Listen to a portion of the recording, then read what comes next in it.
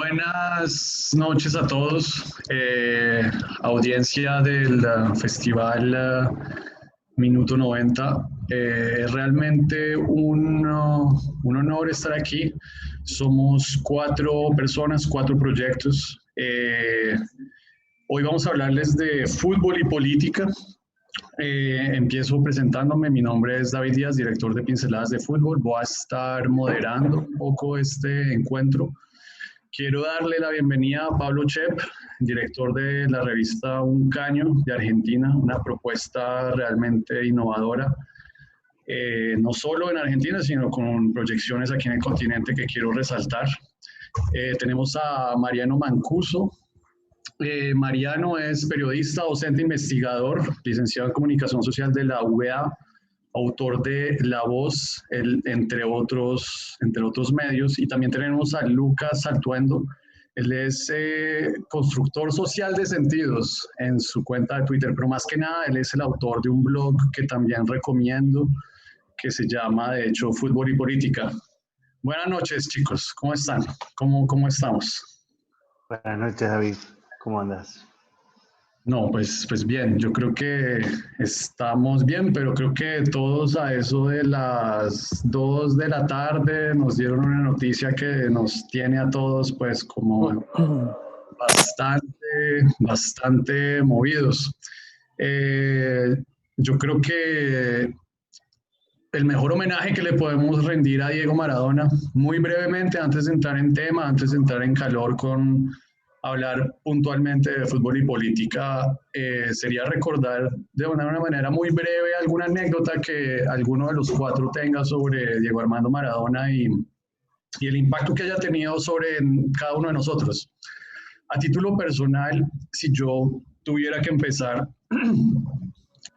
yo antes de tener que hacer cualquier presentación en vivo en mi otro trabajo, el trabajo burocrático y de la oficina, antes de cualquier presentación importante, yo siempre escuchaba Life is Life de Maradona, cuando hacía el calentamiento en el estadio de Múnich. Y lo escuchaba porque era una manera para mí como de entrar en calor y como de sentirme en territorio rival y de empoderarme y de llenarme de energía. Es de hecho un ritual que tengo a día de hoy, lo acabo de hacer antes de empezar porque esa sesión de calentamiento de Diego Armando Maradona creo que es de los momentos futboleros más locos en la historia del mundo. Esa es mi pequeña anécdota, no sé quién quiera continuar. Mira, yo me hago cargo, igual soy argentino, como argentino creo que le va a pasar lo mismo a Mariano, a Lucas, tengo 10 millones de cosas que se me pasan por la cabeza, y eso que yo no viví, el auge futbolero de Maradona era muy chico para haberlo visto jugar, por ejemplo, en México 86. Pero cuento brevemente 2 cosas. Primero, mi amor por el fútbol nació con un video que era nada más y nada menos que O Visto Maradona. Yo veía a un tipo haciendo cosas insólitas con la pelota cuando era apenas un chico, era un nene. No entendía muy bien cómo se hacían esas cosas y empecé a querer el fútbol por Maradona. Y mi arranque en el periodismo, mi primera nota en el periodismo, apenas entré en un diario, lo primero que me mandaron a hacer fue cubrir una guardia donde estaba internado Diego Maradona. Es decir, andá y cubrí la muerte de Maradona. Esto fue hace 16 años. Diego esa vez no se murió, resucitó, como solía hacer, y nos duró hasta ahora. Pero fue muy claro que marcó mis 2 grandes amores, digamos. El primero el fútbol y el segundo el periodismo. Así que, obviamente, a todos los argentinos nos atraviesa. En mi caso puedo contar estas 2 cositas muy chiquititas, porque yo no fui cercano a él ni mucho menos, pero siempre lo admiré y creo que nos pasa a todos un poco. Mariano, ¿qué opinas?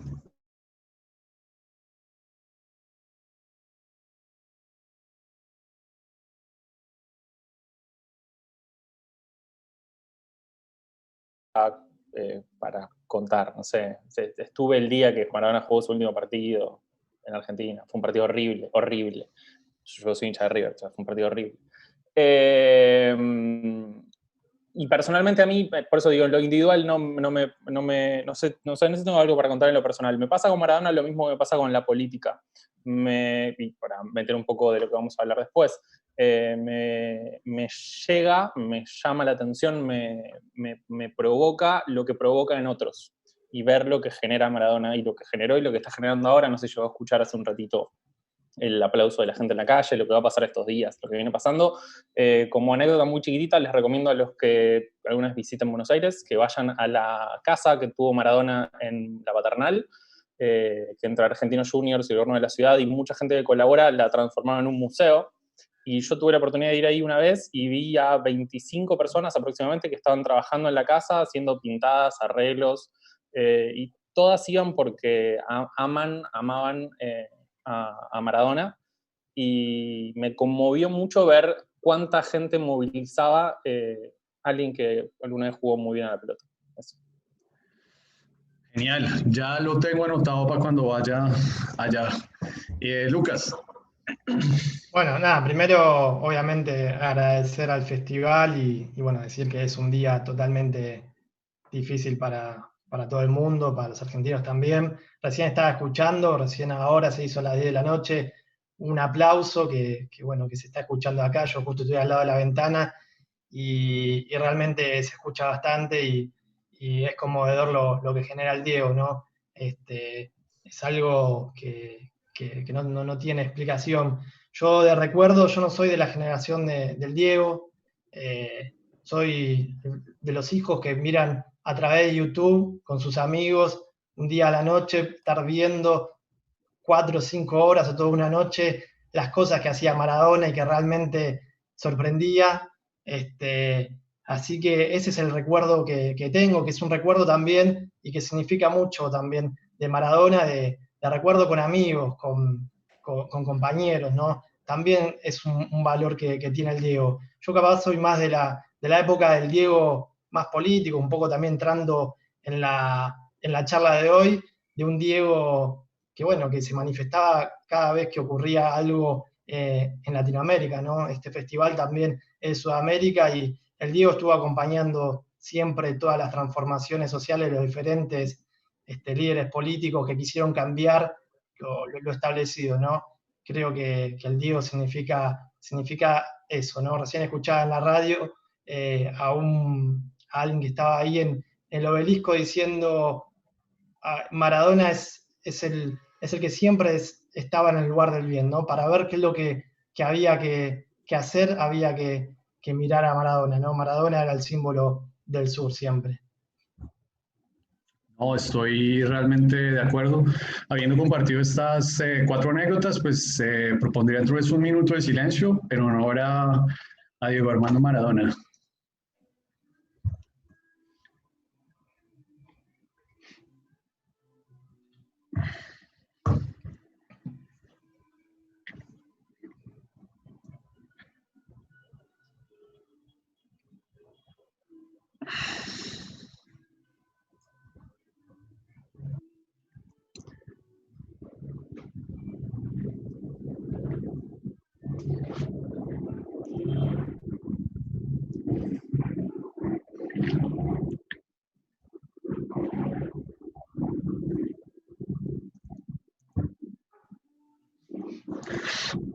Bueno, vamos, empezamos pues aquí.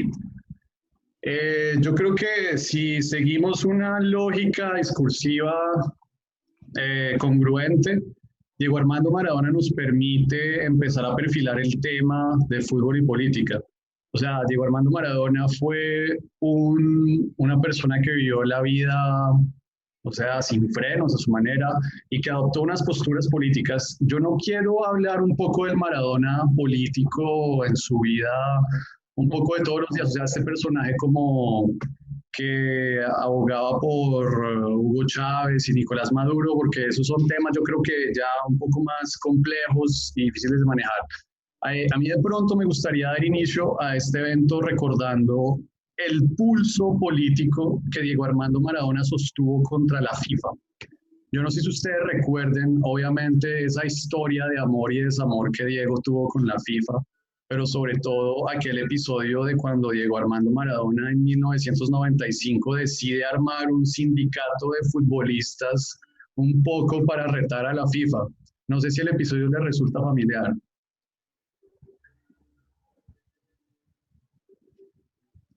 ¿Algo les evoca?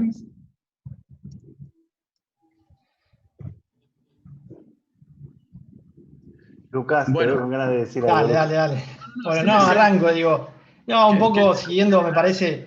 Sí, siguiendo un poco con línea política, sí, me parece que, Diego, eso que vos mencionabas, de cuando en 1995 quiso hacer hizo un sindicato para luchar por los derechos de los jugadores, realmente muestran también eso, el símbolo que significa Maradona, ¿no? No es solamente el mejor jugador de todos los tiempos, futbolísticamente, sino que también es el jugador más rebelde de todos los tiempos, así yo lo considero, digo, porque genera esto, ¿no? Genera un pibe que viene de la villa, poder ser el mejor del mundo, ¿no? Poder gambetear desde chico la desigualdad de este sistema, ¿no? Me parece bastante importante, ¿no? Con Maradona los pobres le ganan a los ricos, es un poco ese símbolo, un símbolo de justicia social, si se quiere, de justicia divina, porque, como decía Galeano, es el más humano de los dioses. Digo, y un poco también de la reivindicación de los sectores populares, ¿no? De los sectores postergados. Me parece que al Diego hay que entenderlo también y hay que entenderlo con esa simbología. Digo, yo también sumo cuando Maradona no se cayó nada y cuando tomó partido por Maduro, cuando tomó partido por Chávez, cuando tomó partido por todos los gobernantes que él apoyó, él no se callaba nada. Él realmente, eso lo que demuestra realmente a alguien que es como es, ¿no? Y por lo que lucha, por los valores que lucha. Hoy lamentablemente se va a la misma, hace 4 años, su amigo Fidel Castro. Yo creo que ahí él tuvo un cambio bastante significativo, ¿no? Pero ahora, saliendo de lo estrictamente político, que es lo que vos decías, David, genera ciertos valores que realmente son políticos, ¿no? Estos valores de superación, valores de resiliencia. Digo, recién Pablo comentaba cómo también hace un tiempo ya también se lo daba por muerto. Me parece que él muestra esos valores que contagiaron a muchos pibes y pibas, generaciones de que, bueno, de que lo utópico a veces se puede, ¿no? El pibe que no tiene nada logra ser el mejor del mundo. Y nada, me parece que también hubo otros valores que él mostró, digo, con el Napoli, ganando del sur pobre a la norte Italia rica, pero digo, otros valores también como compañerismo, de lo colectivo. El mismo Napoli, él una vez va a un partido de fútbol que se hace en beneficencia de alguien que, bueno, que necesitaba plata, y el presidente del Napoli niega que los jugadores vayan y él va igual, juega en el barro. Digo, está esa imagen, está ese video típico, digo, ahí lo muestra a Maradona también como es, ¿no? Y eso es también totalmente político, ¿no? Alguien que listo, también se... Lucas. Te agradezco la explicación. Era solamente mencionar y recordar ese episodio del sindicato de futbolistas Maradona. Un episodio que fue imperfecto a su manera, pero recordar cómo en su momento Diego Maradona logró convocar a Eric Cantona y a todos estos jugadores para hacer unos partidos rebeldes. Pero ahora sí, ya quiero que entremos en materia. Fútbol y política. Yo creo que una manera para romper el hielo es entrar en una tensión que está omnipresente en este tema. Vivimos en una sociedad en donde los futbolistas cada vez más tienen una presencia mediática cada vez más pronunciada, redes sociales, y también vivimos en una época donde los dilemas políticos, las problemáticas políticas son cada vez más pronunciadas. Hay este debate eterno de todas las épocas. ¿Deben o no ser los futbolistas personajes o actores políticos en sus sociedades a la luz de toda la influencia que ellos pues cargan bajo sus hombros?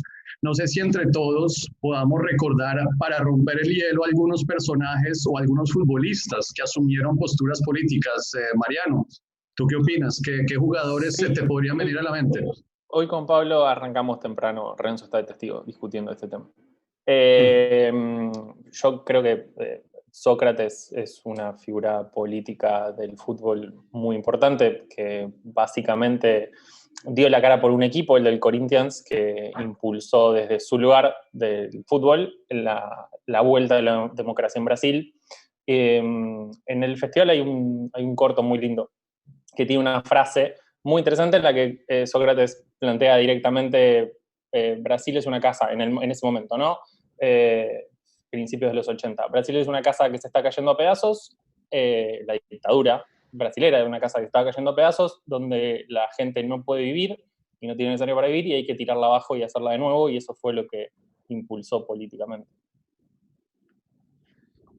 Pablo, ¿tú qué opinas al respecto? ¿Qué otro jugador se te vendría a la mente? Bueno, lo primero que me gustaría decir es que es imposible que un jugador, incluso, digamos, si no toma ninguna postura política, está tomando una postura política, ¿no? Entonces, También. en este caso, en este sentido, creo que es muy difícil de evitar, y yo prefiero cuando la cosa se explicita, ¿no? Cuando el jugador se hace cargo de su popularidad y de su llegada, y dice, bueno, miren, esto es lo que yo pienso y esto es lo que yo digo. Incluso si no estoy de acuerdo particularmente con sus ideas, y puedo nombrar dos muy actuales y muy ajenos a mi ideología. Uno es Carlos Tevez, que en los últimos tiempos cada vez más está alineado, bueno, primero con el gobierno del expresidente Macri, ahora no sé si decir con el gobierno de la ciudad o con el partido del expresidente Macri, porque tampoco está tan claro, pero tiene una ideología que no esconde, y que tiene a sus adeptos y que hace de él una persona que tiene más identificación con su público. Y el otro, que a mí me cae simpático como jugador, pero sinceramente siempre que escucho sobre él es por algo que dijo a partir de la política, es Felipe Melo, ¿no? El jugador brasileño del Palmeiras, que siempre tiene algo para opinar. Si no fue expulsado, está hablando a favor de Bolsonaro o está diciendo alguna barbaridad. Y creo que ese tipo de jugadores, en general voz de mando, son líderes en sus equipos, son personalidades fuertes, se repiten a lo largo de la historia. Desde los dos lados del arco político, ¿no? Desde la izquierda y la derecha puedo pensar también, por ejemplo, en Cristiano Lucarelli de un lado, ¿no? Con el comunismo, el Livorno, y Paolo Di Canio del otro, ¿no? Haciendo un extremo y el otro en Italia. Y a mí, en particular, me agrada mucho ese tipo de jugadores comprometidos con una causa, incluso cuando la causa no me sea simpática, ¿eh? Entonces, respondiendo un poco a tu pregunta, yo creo que el jugador debe asumir la responsabilidad de ser un líder, digamos, un ejemplo, si querés, popular, o una persona con mucha llegada popular y cuya opinión determina la opinión de muchos otros que lo miran y lo escuchan. Y Lucas, ¿tú qué opinas? ¿Futbolistas políticos o no? ¿Y qué otros ejemplos de jugadores nos podrías dar así comprometidos políticamente? Mirá, de este año se me viene lo que hizo Marcus Rashford, el jugador de Inglaterra, que le bajó una política a Boris Johnson, ¿no? En Inglaterra. Una política que tenía que ver con parar con las viandas en los comedores escolares. Me parece que hay muchos jugadores también actuales, históricamente, lo estábamos nombrando. Hay una frase que también dijo otro jugador que se posiciona políticamente también, que es León Goretzka, jugador alemán de la Elite, estamos hablando, del Bayern Múnich, que este año, con todo lo del coronavirus, con otro jugador, con Kimmich, hicieron una plataforma para poder juntar plata por el coronavirus y poder donarla. Y él dice una frase que le dijo un exjugador alemán, que dice: los futbolistas son cancilleres con pantalones cortos, ¿no? Como mostrando un poco el poder que tiene el mensaje de un jugador de fútbol, porque es lo que significa, ¿no? Por lo que significa el fútbol en sí, popular, masivo, que tiene mucha llegada. Me parece que realmente es una frase que grafica mucho lo que hace los mensajes de los jugadores, y que se vio, por ejemplo, el año pasado con el estallido en Chile, donde también jugadores de elite como Gary Medel, Bravo, el mismo Charles Aranguis, que en el Palacio de la Moneda o en Plaza Italia muchos manifestantes tenían el cuadro de Charles Aranguis con la banda presidencial de Chile, ¿no? Un poco para ver lo que significa. A mí me gustaría que todos se manifiesten, obviamente, por cualquier tipo de ideología. Me parece que caerles igual a ellos es quizás ver para otro lado, porque me parece que hay una estructura como la FIFA o como el sistema que tampoco incentiva a politizar, ¿no? Digamos que hay un reglamento de la FIFA que prohíbe toda manifestación política en el estadio. Entonces, bueno, eso un poco hoy se rompió con el Black Lives Matter y la muerte de George Floyd, pero bueno, hay que también pensar que es un problema de raíz sistémico. Eso que tú mencionas me parece muy valioso y creo que lo podríamos tratar más adelante, pero estoy de acuerdo que todo este tema de Black Lives Matter es una manifestación política que de hecho se coló dentro de esa filosofía inicial que tenía la FIFA de que no iba a tratar temas políticos. Me parece un comentario más acertado. Pero quería hacer un poco eco a algo que mencionaba, por ejemplo, Pablo. Yo en lo personal opino que los jugadores deben, o no es que deban, es que cada uno puede vivir la vida a su manera. Tenemos, por ejemplo, en un lado del espectro a Muhammad Ali, este boxeador empoderado, comprometido con ideas políticas, que fue un genio a su manera, y en el otro extremo tenemos a Pelé. Pelé también fue un genio a su manera, pero fue alguien totalmente apolítico. O sea, yo creo que cada quien vive su vida como lo quiera vivir, pero sí me fascina cuando los jugadores lo ejercen. En Brasil me parece muy curioso que, por ejemplo, jugadores como Ronaldinho, que uno asocia con la magia, con el drible, con el regate, sean como defensores de Bolsonaro. Pero muy brevemente también quería recordar a algunos jugadores políticos, por ejemplo, Paul Breitner, este lateral de Alemania de 1964, Paul Breitner, que literalmente se rehúsa a ir al Mundial de 1978. Él era de hecho maoísta, era de extrema izquierda, era como un personaje político muy peculiar. Y también, no sé, recordar otros personajes como Oleguer, este defensa catalán que se rehusó a ir a la selección española por sus convicciones políticas. Entonces yo creo que tenemos un conjunto de jugadores que pueden o no tener posturas políticas y las han diversificado. También yo creo que tenemos de pronto equipos que han jugado un poco con este tema político. No sé de pronto qué equipos a ustedes se les podría venir a mente. Yo creo que sería chévere hablar del Corinthians un momento.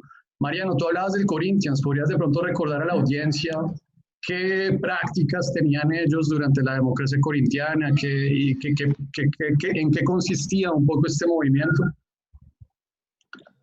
Sí, básicamente, creo que continuando por lo que veníamos hablando, de lo que se trata es de asumir la política, y podemos discutir qué es la política. Todos, incluso y fundamentalmente los que se consideran apolíticos, están haciendo política. Y es interesante ver cómo plantean ustedes cómo la FIFA, mientras baja una línea de que no se expliciten ideas políticas, tomó muy en cuenta, retomando lo que vos planteabas al principio, el evento, la búsqueda de Maradona, armar un sindicato con futbolistas, y empezó a meter a futbolistas a hacer política dentro de la estructura de la FIFA. De hecho, nosotros, bueno, somos argentinos y tenemos como hoy el Día de Maradona y todo, pero varios films que están en este festival muestran grandes figuras de la historia del fútbol mundial muy metidas adentro de la corrupción o los desmanejos o los manejos turbios de la FIFA, como, no sé, Beckenbauer o Platini. Entonces creo que lo que se trata es de asumir que todo es parte de una posición política. Y yendo a tu pregunta, para no dejarte ahí colgando, obviamente que Corinthians lo que tenía ese equipo era que asumía su posición política, que asumía la representación de uno de los equipos más populares de Brasil, de un equipo popular dentro de una ciudad sumamente populosa como San Pablo, y que lo que proponía era justamente en contra de, obviamente, todas las prohibiciones gubernamentales que eran manifestarse a favor de cualquier manifestación política en esa dictadura, y en cualquier dictadura estaba prohibida. De hecho, en algún momento le llegaron a prohibir que utilizaran la frase de democracia corintiana en su camiseta. Lo que proponían era eso, recuperar prácticas de la política. Y como contaba Pablo y como planteabas vos, recuperar prácticas de la política implica que los jugadores asuman su posición, y si quieren, obviamente, digo, si son de un lado o del otro, pueden asumirlo y pueden expresarlo y pueden construir desde ahí. No para pedir que ellos sean nuestra bandera, sino para que transmitan desde su lugar una práctica, porque en realidad todos deberíamos asumirla, nuestra posición política, y construir desde ahí en lo colectivo. Por lo menos para mí la política es eso, es construcción colectiva como la que proponían equipos como Corinthians. Ese es el Te Corinthians. interrumpo, perdón, No, David. no, listo, te interrumpí, discúlpame. No, perdón, le aporto a Mariano o lo complemento en este sentido porque, bueno, nosotros trabajamos mucho juntos, trabajamos en un caño muchos años, bajo un poco el lema de que éramos como una democracia corintiana, en este sentido de que no había jefes, no había superiores ni inferiores, sino que todos éramos pares, todos los votos valían uno, todos teníamos el mismo poder de decisión y las cuestiones se iban a decidir siempre en pos de lo que la mayoría quisiera hacer. Entonces, digo, mirá qué lejos me estoy yendo con una referencia futbolística para definir cómo era un grupo de trabajo quizá, no sé, varias décadas después.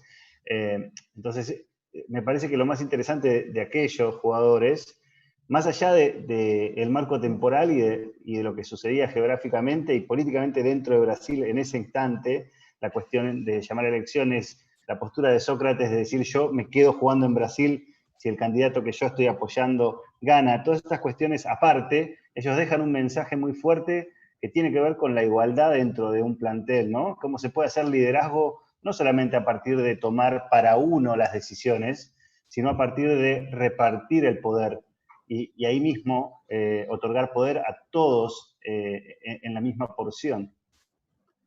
Estoy totalmente de acuerdo y de hecho no tendría más que agregar sobre Corinthians, pero quisiera de pronto pensar otros equipos que fueran políticamente involucrados. Lucas, ¿a ti se te ocurren de pronto otros equipos que hayan asumido, o sea, ya equipos, no jugadores, sino equipos que hayan asumido alguna postura política como que quisieras compartir?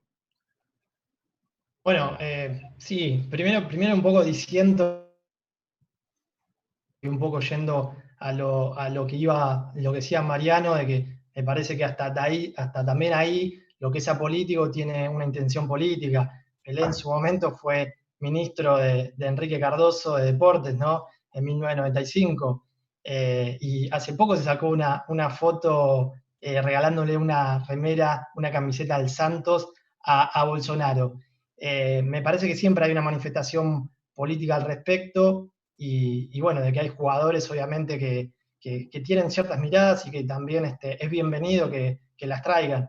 Con respecto a equipos, bueno, creo que hay bastantes que también están atravesados por lo que pasó políticamente. Acá nosotros en Argentina tenemos un equipo del ascenso, Central Ballester, que bueno, que está ubicado en una zona donde murió uno de los militantes históricos que se llama Rodolfo Walsh, y en sus remeras también hacen reivindicaciones de la política. Después creo que en Chile, Palestino está atravesado por la causa palestina. Me parece que también hay cuestiones que atraviesan a los clubes porque los clubes no son ajenos a lo que ocurre en el contexto social, ¿no? A veces quizás se construye como que están en un pedestal o que son parte o son otra cosa que no son parte de la realidad, pero sí que los distintos clubes están atravesados por lo que ocurre, ¿no? Por tragedias, por masacres. Bueno, el Liverpool también en ese sentido tiene una historia bastante fuerte por una tragedia. Pero bueno, digo, me parece que hay muchos clubes, pero eso tiene que ver porque no son ajenos de lo que ocurre en la sociedad. Yo no sé si ustedes estaban familiarizados con esa historia que hizo un poco ruido alrededor de 2005, 2006, cuando el Inter de Milán decide cómo ayudar a la guerrilla del EZLN en México. O sea, como un equipo como el Inter de Milán, que tiene una identidad claramente cosmopolita, que se define desde sus inicios cuando nace en 1908 como un equipo que va a pensar y que tiene un manifiesto realmente de apertura a las culturas, de apertura a la sociedad internacional, y que prácticamente 100 años después estén enviando balones, estén ayudando como a crear acueductos en Chiapas para ayudar a la guerrilla del EZLN en México. ese momento me parece realmente de un equipo comprometido con sus valores, con su identidad y que es consecuente con lo que hace. En ese momento recuerdo que el líder de esta guerrilla, el subcomandante Marcos, los invitó a jugar un amistoso a Chiapas y realmente quedó como en el tintero, pero fue realmente un ejemplo de un equipo políticamente comprometido con sus valores y quedó para la anécdota, pues. Pero ya hicimos como de pronto un repaso de jugadores comprometidos políticamente, equipos comprometidos políticamente. Yo creo que cada vez más también hay hinchas e hinchadas que se están como empoderando en estos posicionamientos políticos a través del fútbol. Creo que hemos tenido unos episodios de reivindicaciones sociales en Latinoamérica últimamente, en donde de hecho varias hinchadas de equipos rivales se han unido durante estas manifestaciones un poco para significar un poco sus posturas políticas. No sé ustedes qué aportes tengan en este empoderamiento de las hinchadas y cómo las hinchadas pueden asumir posturas políticas. Mariano, si quieres empezamos contigo. Sí, bueno, un poco los ejemplos que dio Lucas. El fútbol argentino, y muchos casos en Sudamérica, pero fundamentalmente yo por ahí conozco un poco más la historia de los clubes argentinos, son clubes involucrados en lo que pasa en su sociedad, porque básicamente son clubes que representan a su sociedad, digo, son sociedades civiles sin fines de lucro. Desde su propia constitución, los clubes argentinos son, y insisto, muchos clubes de Sudamérica, aunque no tengo muy en claro la situación en algunos, sé claramente que algunos ya son sociedades anónimas, pero en otros casos no lo sé. Y en Argentina los clubes en realidad son construcciones sociales, originaron barrios, dieron lugares a la forma de organización social argentina. Tiene mucho que ver con esos clubes que se involucran y que manifiestan sus ideas y que las pueden expresar dentro de sus clubes. Digo, lo que pasa, muchas veces hablamos de tal club hizo tal cosa y en realidad son los socios de ese club los que hacen esas cosas. Los clubes en sí no hacen nada. Sobre todo los clubes en Argentina no hacen nada porque sin sus socios no hacen nada. Y creo que eso es lo interesante de la política. Es un trabajo colectivo y social que cristaliza después en una institución como un club que saca una camiseta, pero hay un movimiento social detrás que es el que lo impulsan. Sus hinchas, ahí a veces entramos en la discusión de si los hinchas, si son barras, si son socios. Vamos a ser genéricos en este caso y vamos a plantear este tema. Vamos a ir a los inicios, como hacías vos con Inter, para distinguirlo del Inter de capitales chinos, megalo, empresa multinacional que soy, y hablamos de clubes que lo fundaron 4 o 5 amigos que se juntaron en una esquina en un bar, y que eso hoy, algunos son empresas, aunque sean sociedades civiles, como pasan con los grandes que es Argentina, con River, Boca, pero para otros, medianos más chicos, están constantemente involucrados con lo que pasa en su propio barrio. Son organismos vitales en esos barrios, en esas ciudades, y que de alguna manera llevan el pulso en lo que está pasando con esa sociedad, porque son el corazón vivo de esa sociedad. Pablo, ¿qué tienes que decir al respecto? Hinchadas y sus posturas políticas. Es muy interesante porque justo nombraste al Inter y yo tengo una anécdota que me quedó grabada de cuando era chico, cuando Aaron Winter, no sé si lo recuerdan, un holandés, claro, el holandés, el centrocampista, debutó en el Inter, sería aproximadamente hace unos 15, 20 años.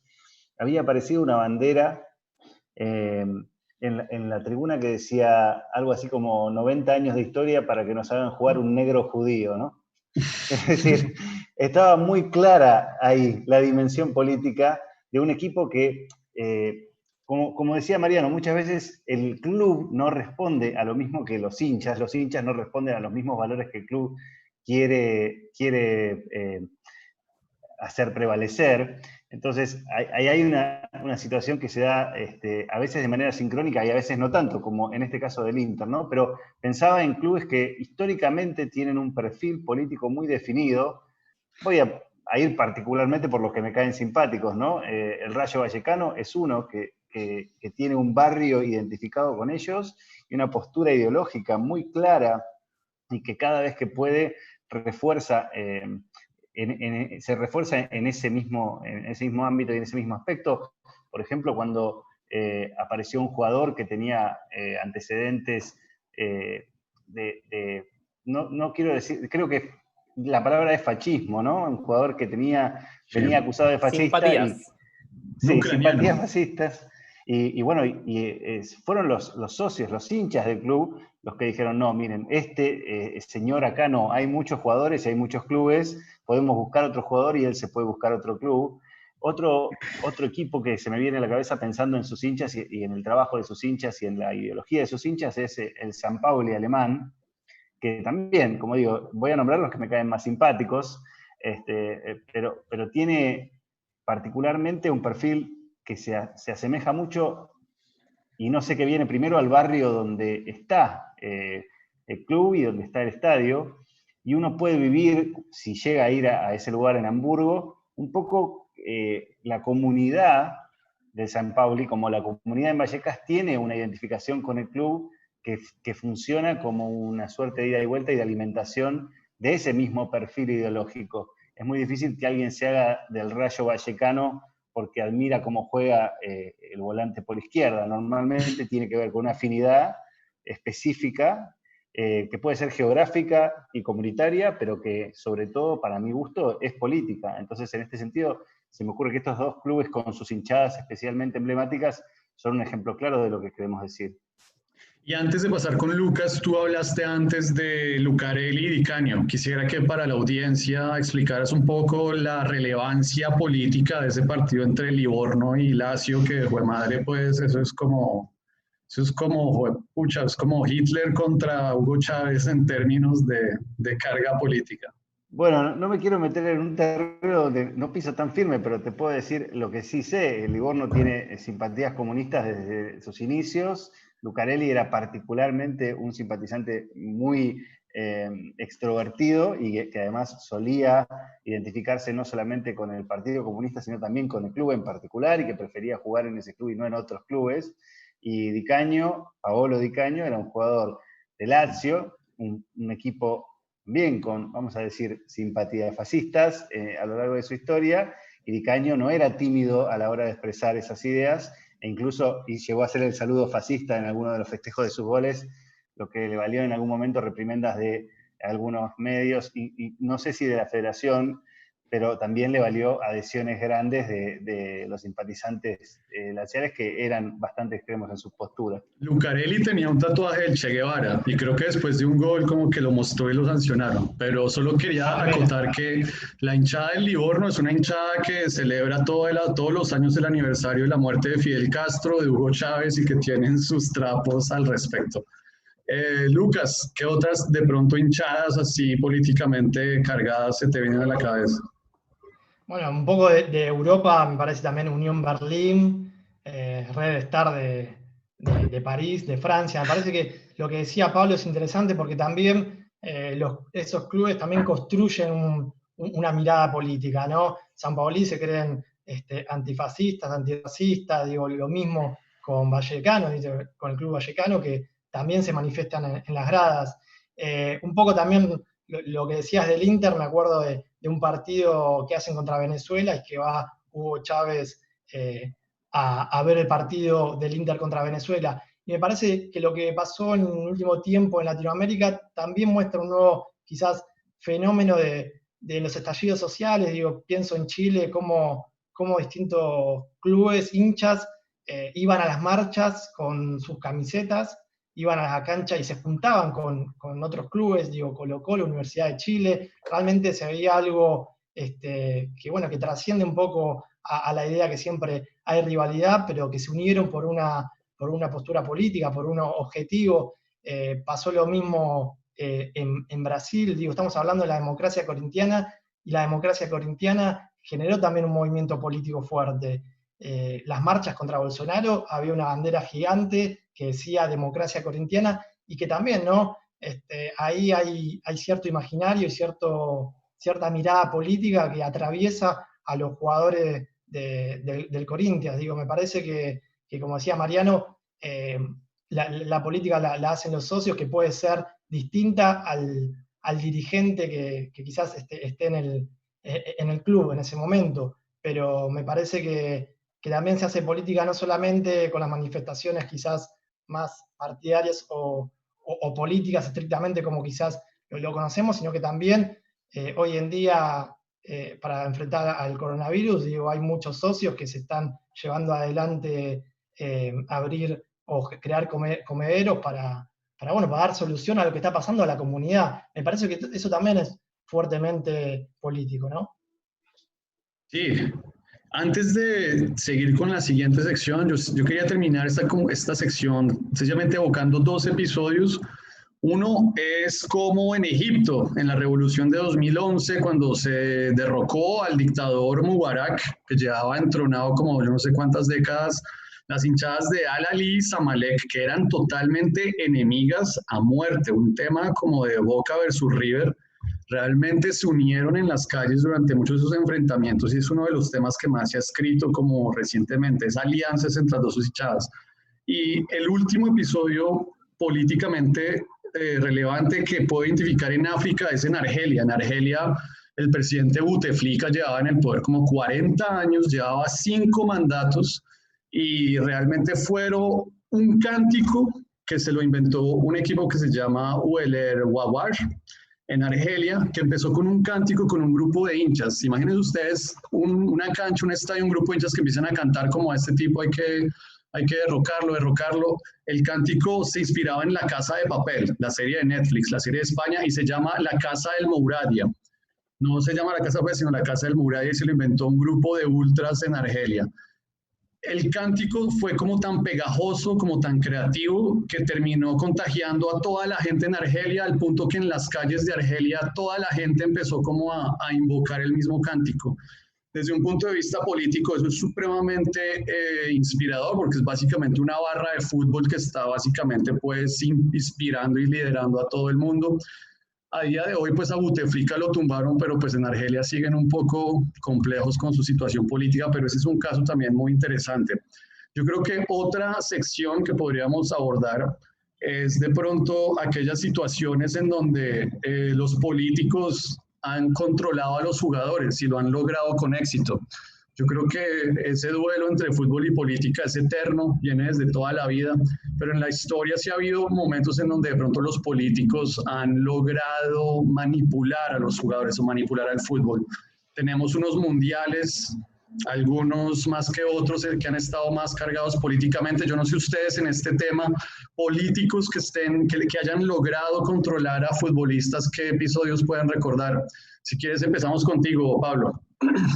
Bueno, no sé si particularmente que hayan podido controlar a futbolistas, a jugadores, pero sí que han podido controlar la situación para sacar un beneficio político.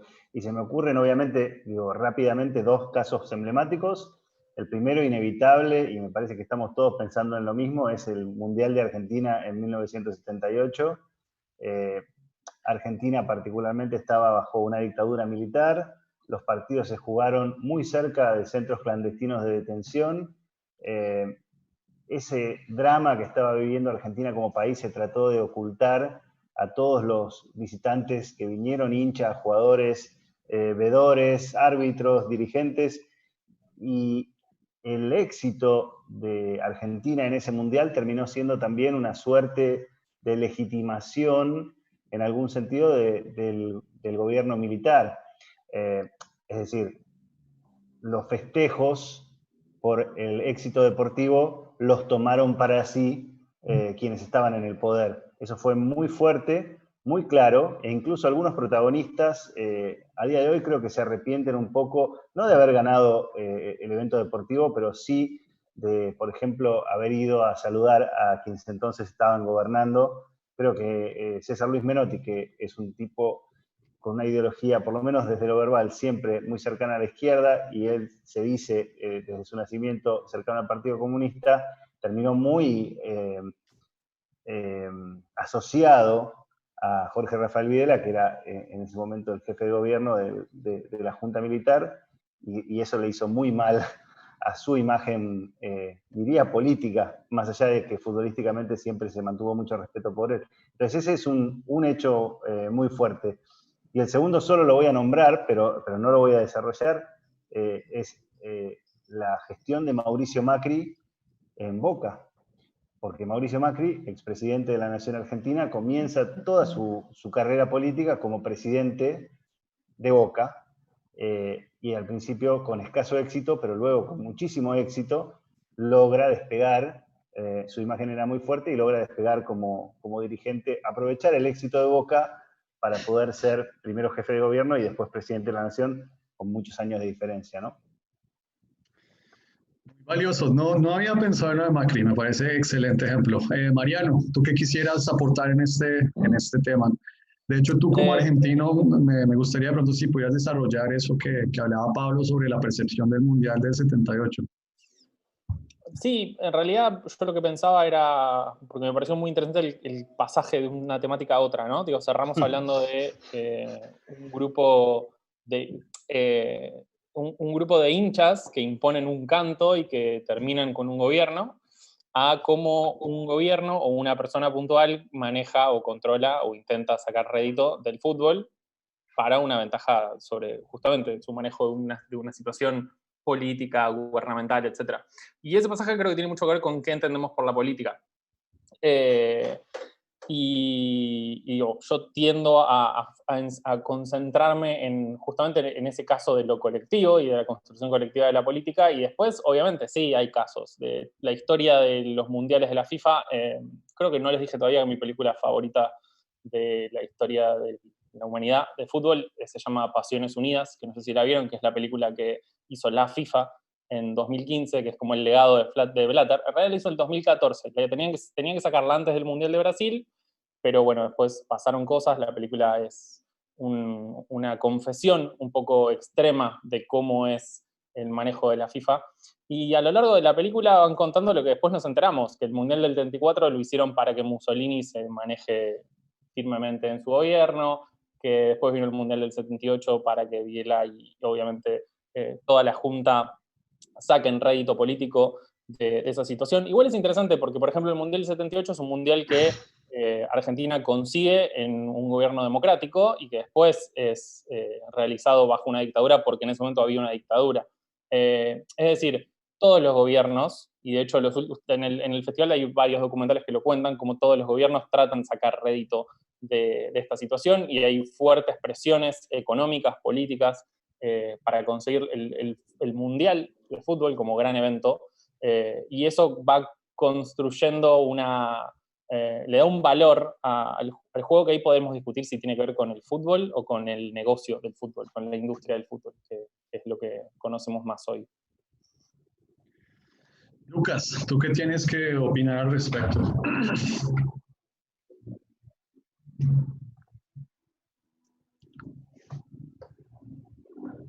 Lucas se fue. Se nos congeló Lucas.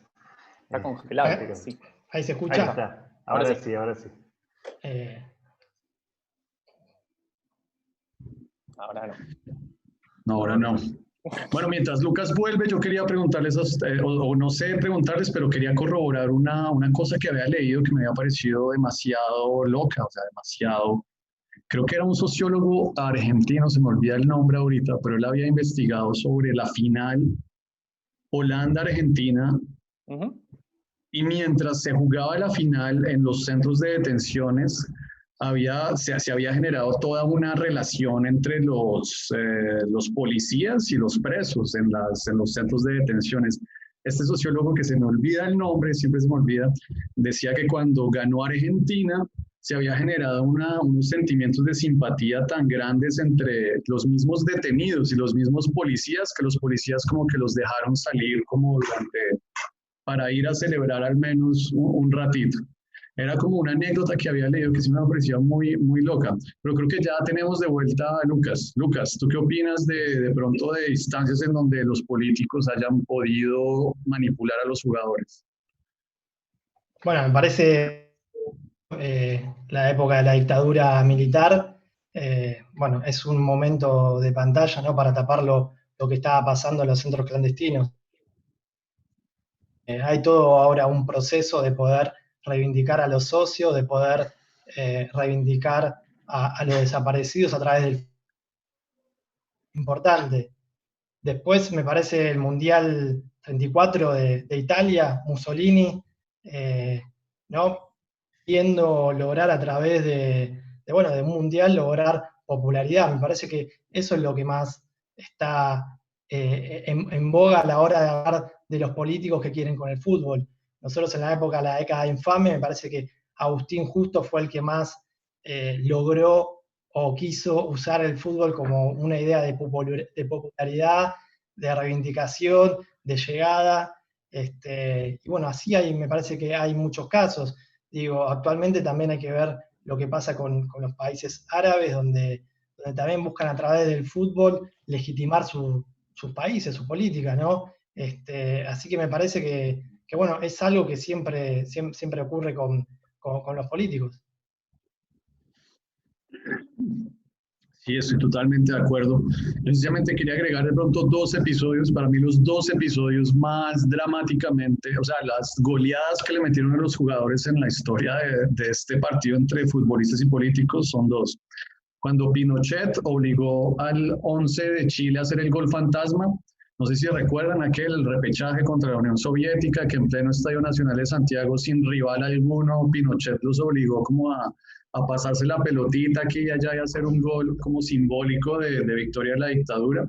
Y el otro, sobre todo el más dramático, pues es cuando Adolfo Hitler mandó a filmar una película de propaganda en el gueto de Theresienstadt, en donde filmaba un grupo de judíos jugando fútbol y que el mensaje para la comunidad internacional era como los estamos cuidando, estamos velando sobre sus intereses a través del fútbol, cuando en realidad pues todo el tema de su genocidio estaba sucediendo en paralelo.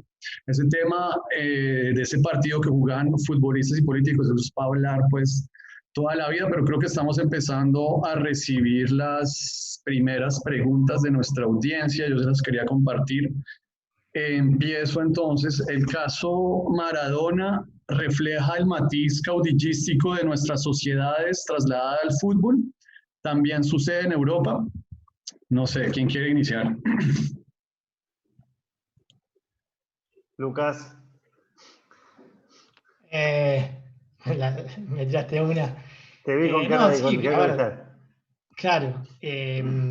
Sí, me parece que la pregunta va un poco a la idea de personalismo, ¿no? Quiero entender que va por ese lado. Sí, también significa un poco quizás la historia latinoamericana en ese sentido, quizás de personalismo, de construcción de un líder.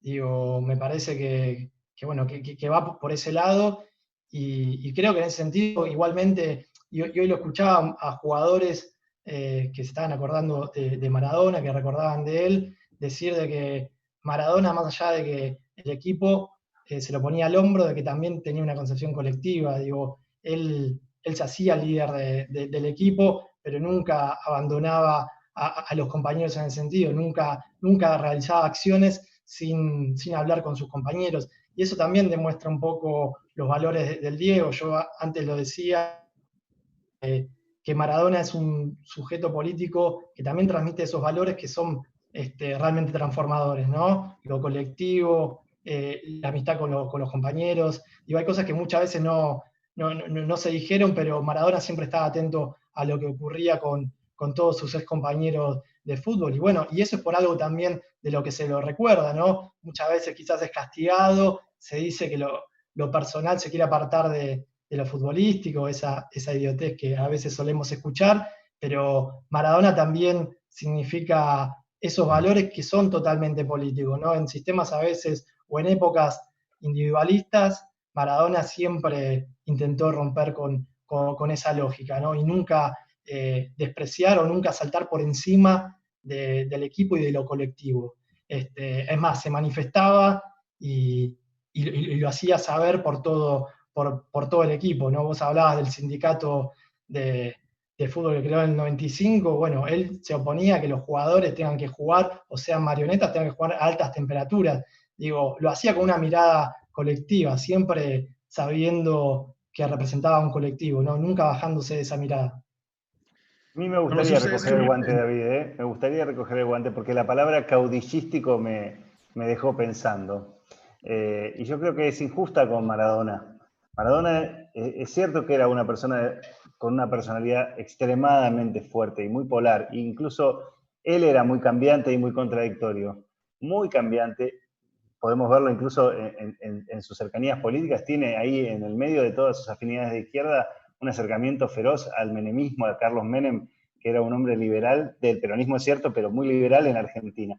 Ahora, lo que creo que se le critica tiene que ver con que por su carisma, él siempre se hizo cargo de todo lo que generaba y se tornó centro de atención y tomó esa atención que él generaba, pero como dice Lucas, nunca lo usaba, más allá de para negociar sus contratos que los ganaba en la cancha, para obtener beneficios personales por sobre sus compañeros. Entonces puede ser caudillístico en términos de que era el centro de atención, bueno, lo tomo, pero creo que políticamente Maradona nunca fue un líder negativo, nunca fue un caudillo que pidiera condiciones para él. Y nombro brevemente dos episodios chicos. Primero, su pelea con Mauricio Macri, ¿no? El que le decía que era el cartonero Báez, peleando no solamente por él. Y segundo, cuando él renuncia a la selección argentina, lo hacen renunciar echándole a un colaborador. Y es así de sencillo. Él dice, si no se queda esta persona, yo también me voy a ir. Y ahí está. Se va y deja el lugar con el que él dice había soñado mucho tiempo, solamente porque uno de sus compañeros no podía estar con él. Entonces, me parece que eso de caudillo, o por lo menos de caudillismo, tiene poco. Y creo que la pregunta de si esto sucede o no sucede en Europa viene aparejada, a mi gusto, a que en Europa hay menos jugadores que tienen este nivel de relevancia y este nivel de atención mediática. Creo que uno de ellos, por ejemplo, podría ser Messi, cuya personalidad es completamente opuesta a la de Maradona, pero que muchas veces toma decisiones mucho más pensando en sí mismo que en sus compañeros. Esta es por lo menos mi opinión, y no quería dejar de expresarla porque la palabra caudillístico me hizo un poco de ruido. Mariano, ¿tú qué opinas? Sí, parecido a lo de Pablo. De hecho, me quedé pensando con este tema entre América y Europa. Yo creo que por ahí no a ese nivel, pero por cómo está constituido el fútbol, por cómo está constituido hoy el fútbol como negocio, como industria, todos los clubes hoy tienen un caudillo, una figura, el que vende más camisetas, y me parece que eso es algo que también impone el negocio. Así que yo no veo grandes diferencias entre la búsqueda de liderazgos, sobre todo en deportes así colectivos, ¿no? Como el fútbol, siempre ponemos a alguien por delante de los demás y ese alguien a veces se pone solo, pero creo que eso es lo que pasa tanto en América como en Europa. Yo no sé ustedes, pero a mí me evoca curiosidad ese momento cuando se filtra la noticia de que Maradona murió y que en cuestión de 5 minutos todo el mundo como que está sintonizado con esa noticia. Yo no sé si haya un jugador en Europa que si llegase a fallecer hoy en día pudiera generar ese grado pues de sintonización con la humanidad y es realmente, pues creo que da cuenta como el fenómeno maradoniano y su imprenta en el imaginario no sudamericano, ni siquiera europeo, sino verdaderamente global. Yo creo que en África ahorita debe haber en las tribus, allá en Nigeria y Camerún, gente llorándolo y es como una prueba pues de lo que verdaderamente fue. Bueno, nos quedan 3 minutos. ¿En qué los quemamos, chicos? Yo no sé qué, creo que hicimos un repaso de todo, pero no sé, pensemos quiénes son ahora los Sócrates de hoy en día.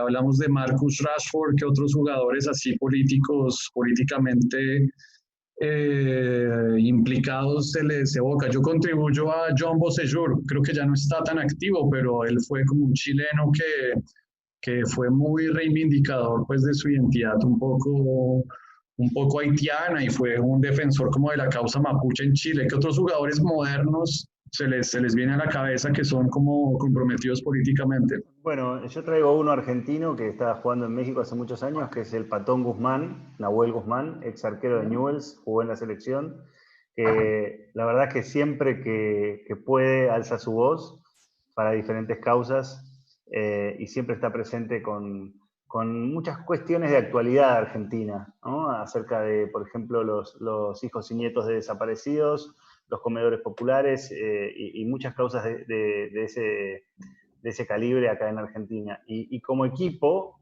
rescata un poco no sé si es exactamente preciso lo que voy a decir, pero a Sacachispas, que últimamente viene teniendo, a partir de una presencia simpática en redes sociales, mucho compromiso también con diversas cositas de actualidad que van sucediendo y su equipo a través de las formaciones iniciales, la típica formación donde están los jugadores parados e hincados, van haciendo como si fueran puestas en escena, a veces más teatrales, a veces con carteles, a veces con alguna, no sé, por ejemplo, hace poco por el hundimiento del submarino de Alara San Juan, hicieron una formación que era muy similar a un submarino, como una suerte de reclamo acerca de conocer de verdad lo que sucedió con ese hundimiento.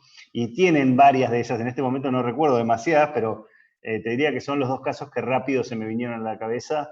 Y creo que hay muchos hoy también que están haciendo cosas por sus comunidades, algunos más cerca que otros, porque también es cierto que el fútbol, al ser global, se lleva muy rápido, sobre todo de Sudamérica, a jugadores que no llegan quizás a pasar demasiado tiempo en sus clubes de orígenes, ¿no? Messi es un buen caso. Messi, nacido en Rosario, en un lugar donde quizás podía haber hecho muchísima diferencia, se fue muy joven a Barcelona y allí se quedó. Entonces ahí hay una lejanía que también hace más difícil la conexión con su origen. Muy breve, Mariano, ¿qué opinas? ¿Qué jugadores políticos se te ocurren hoy en día? Pablo se come los 3 minutos de todos. Bueno, siempre. Breve, yo pienso, lo decís así político, lo primero que pensé fue el antipolítico, que fue el caso del Chino Ríos, que se quejó porque que quería votar en contra de la reforma de la Constitución en Chile y que viajó a Chile para votar y después había mucha cola para votar y se fue, porque le pareció que era un mal servicio y no quiso votar. Así que eso muestra muy bien cómo piensa el general liberal de la democracia. Y como caso, yo para mí creo que en hombres es más difícil, en mujeres quizás Rapinoe es el mejor caso hoy en día. Creo que las mujeres tienen mucho más para luchar y para buscar, y a veces el estereotipo del futbolista ya millonario, joven y blanco no tiene mucho para quejarse y para pedir. Rashford probablemente sea la gran excepción del momento. Lucas.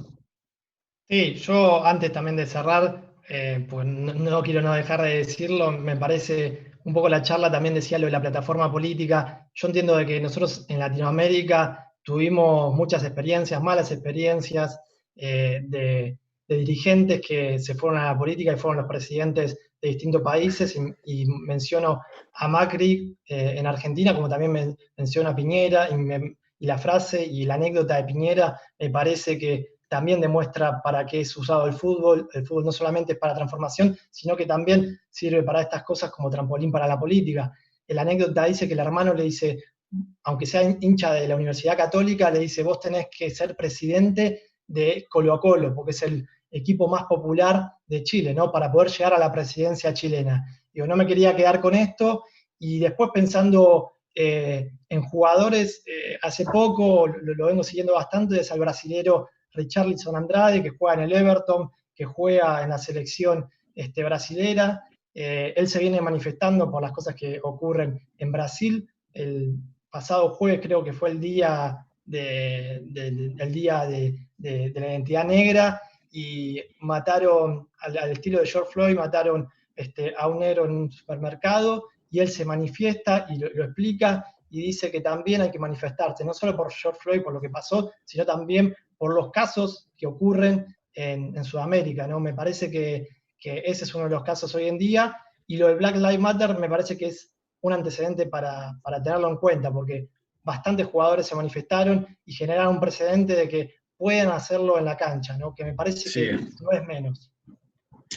Estoy muy de acuerdo, me inspiró, voy a escribir de eso en mi página, creo que es realmente muy importante. Yo cierro con dos cosas: un equipo revolucionario políticamente, el Inter CDF en Hungría, un país de extrema derecha con el dictador Orbán, y se forma un equipo de refugiados que se llama el Inter CDF, inspirado en el Inter de Milán, un equipo pues súper amplio culturalmente.